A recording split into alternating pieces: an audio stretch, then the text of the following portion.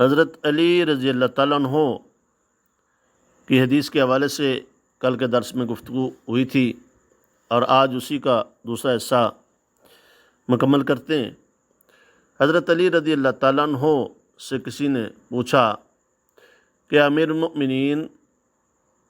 رمضان المبارک کے بعد کون سے روزے زیادہ افضل ہیں؟ تو آپ نے فرمایا محرم الحرام کے۔ تو وہ پوچھنے کے بعد جب جانے لگا تو عرض کرنے لگا،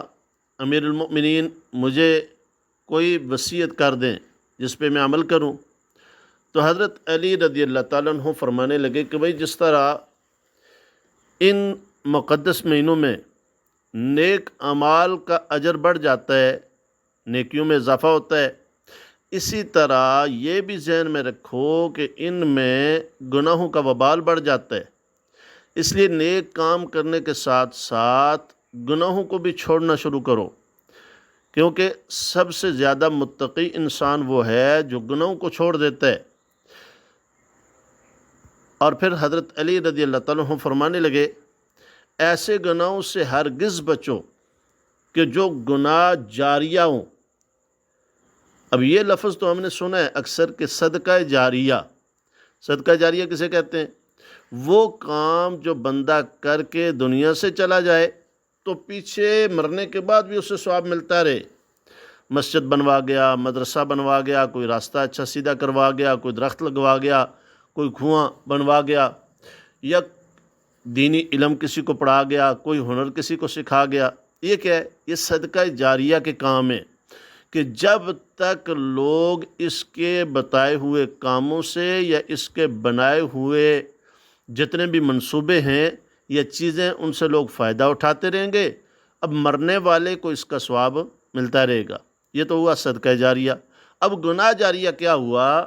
گناہ جاریہ اس کو کہتے ہیں کہ کوئی بندہ کسی گناہ کا کوئی اڈا بنا جائے، یا کسی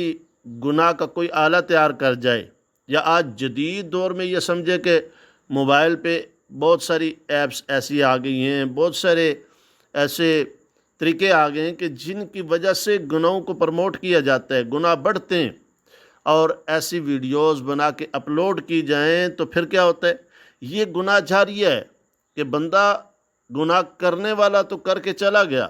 لیکن اب جتنے لوگ ان چیزوں سے فائدہ اٹھا کے مزید گناہوں کو آگے چلا رہے ہیں، اب یہ اس کے لیے گناہ جاری ہے۔ جس طرح یہ گناہ کرنے والے ان کو گناہ ہوگا، اسی طرح وہ بندہ جو دنیا سے چلا گیا اور ایسے اڈے کھول کے چلا گیا جن پہ گناہ ہو رہے ہیں، تو اس کو گناہ جاریہ کا وبال پہنچتا رہے گا، اسے عذاب ملتا رہے گا۔ تو یہاں یہ بات یاد رہے کہ جو کسی گناہ جاریہ کا سبب بنا تو اسے گناہ کرنے والوں کے گناہ سے بھی حصہ ملے گا۔ جیسے کسی نے سنیما گھر کھولا، کسی نے شراب خانہ کھول لیا، بے حیائی کا کوئی اڈا کھول لیا، اپنی دکان وغیرہ ایسی بنائی کہ جس میں فلمیں، گانے وغیرہ ان کا کام ہوتا تھا، جہاں لوگ بیٹھ کے غلط راہ پہ چل پڑتے تھے۔ جوا یا نشہ جو ہے اس کا کوئی اڈا اس نے بنا لیا۔ تو یہ صورت ایسی ہے کہ جو گناہوں والی ہے، اور یہ ایسی صورت ہے کہ اگر اس نے باقاعدہ اس گناہ کو آگے چلایا تو یہ اس کے لیے گناہ جاریہ کا کام بن جائے گا۔ اس کے لیے مزید احادیث بھی سن لیجئے۔ حضور نبی رحمت صلی اللہ علیہ وسلم کی مبارک حدیث ہے، بخاری شریف کی ہے۔ حضرت عبداللہ بن مسعود رضی اللہ تعالیٰ عنہ سے روایت ہے، نبی اکرم صلی اللہ علیہ وسلم نے ارشاد فرمایا، ہر وہ جان جسے ظلماً قتل کیا جائے تو اس کے خون کا گناہ جناب سیدنا آدم علیہ السلام کے پہلے بیٹے قابیل کو بھی ہوگا، کیونکہ اس نے قتل کا طریقہ نکالا، یعنی سب سے پہلا قتل کرنے والا وہ تھا، تو اس نے قتل کیا، تو اب جتنے بھی آگے قتل ہوں گے ان سب قتل کرنے والوں کے گناہ ان کو بھی ملے گا، اور ساتھ اس کا گناہ وہ جو پہلا آدم علیہ السلام کا بیٹا جس نے قتل کیا اس کو بھی ملے گا۔ اسی طرح دوسری حدیث آتی ہے، یہ مسلم شریف کی حدیث ہے، حضرت جریر بن عبداللہ رضی اللہ تعالیٰ عنہ سے روایت ہے، تاجدار رسالت صلی اللہ علیہ وسلم نے ارشاد فرمایا، جس نے اسلام میں کوئی اچھا طریقہ نکالا، یعنی نیکی سنت کو آگے پھیلایا، مدارس بنائے، مساجد بنائیں، اسی طرح کوئی راستے بنوا گیا، کوئی اسکول بنا گیا، ہاسپٹل بنوا گیا، کوئی بھی اور اس طرح کے کام کر گیا، درخت لگا گیا، اس درخت سے کوئی پھل کھائے گا، اس کی چھاؤں میں کوئی بیٹھے گا، تو فرمایا یہ ایسے اعمال ہیں کہ کرنے والے کو ان اعمال کا ثواب ملتا رہے گا، بعد میں جو عمل کریں گے ان کو بھی ثواب، اور جو یہ اعمال کرنے کا کرانے کا ثواب بنا اس کو بھی اس کا ثواب ملتا رہے گا، اور بعد میں کرنے والوں کے ثواب میں کمی نہیں ہوگی، یعنی ان کو بھی ثواب ملے گا اور ان کو بھی، یہ جو پہلے صدقہ جاریہ کا کام کر گئے ان کو بھی ثواب ملے گا۔ اور جس نے اسلام میں کوئی برا طریقہ نکالا، یعنی اللہ نہ کرے کوئی بندہ ایسا بدنصیب ہے کہ جس نے اپنی طرف سے کوئی اسلام میں طریقہ ایجاد کر دیا، تو اس کے بعد اس پر عمل کیا گیا، تو عمل کرنے والے کے گناہ کی مثل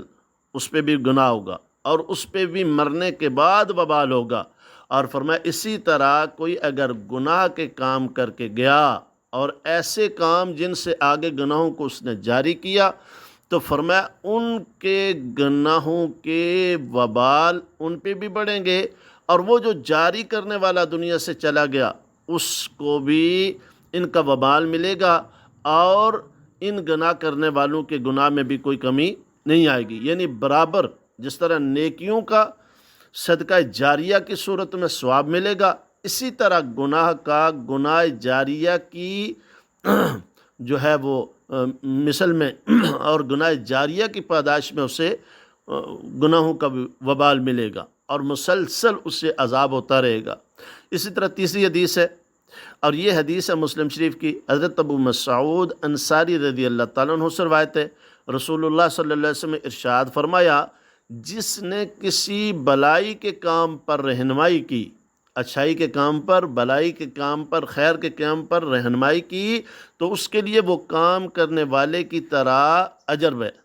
ثواب ہے۔ کیا مطلب کہ ایک بندے نے کسی کو اچھے کام پہ لگا دیا، اب وہ اچھا کام کرنے والا اس کو بھی ثواب، اور جس نے اچھے کام پہ لگایا اس کو بھی ثواب، اور اللہ نہ کرے فرمایا جس بندے نے کسی کو کسی گناہ پہ لگایا، اب اس کو گناہ کی عادت پڑ گئی، اب اس بندے کو جس نے گناہ پہ لگایا اس سے بھی وبال، اس کو بھی گناہ کا برا اثر پہنچے گا، اور جو بندہ کرنے والا اس کو بھی۔ اسی طرح چوتھی حدیث سن لیجئے، حضرت ابو ہریرہ رضی اللہ تعالیٰ عنہ سے روایت ہے، رسول اللہ صلی اللہ علیہ وسلم نے ارشاد فرمایا، جو ہدایت کی طرف بلائے تو اسے ویسا ثواب ملے گا جیسا اس کی پیروی کرنے والے کو ملے گا، اور ان پیروی کرنے والوں کے ثواب میں کوئی کمی نہ ہوگی، اور جو گمراہی کی طرف بلائے یا گناہ کے کاموں کی طرف بلائے تو اسے ویسا گناہ ملے گا جیسا اس کی پیروی کرنے والوں کو ملے گا، اور ان پیروی کرنے والوں کے گناہ میں کوئی کمی